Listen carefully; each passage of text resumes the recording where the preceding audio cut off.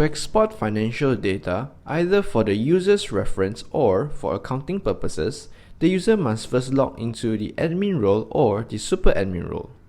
Once logged in, the user selects on the Invoice tab and clicks on Export. From here, the user has the option to select which data he or she would like to export to Microsoft Excel.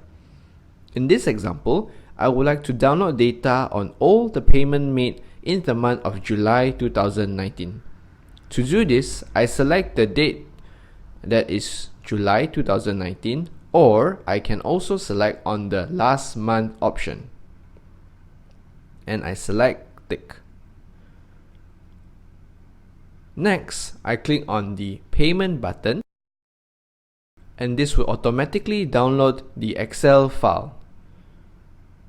The user will now be able to view the summary of all of the payment made, including student name, invoice number, as well as payment description.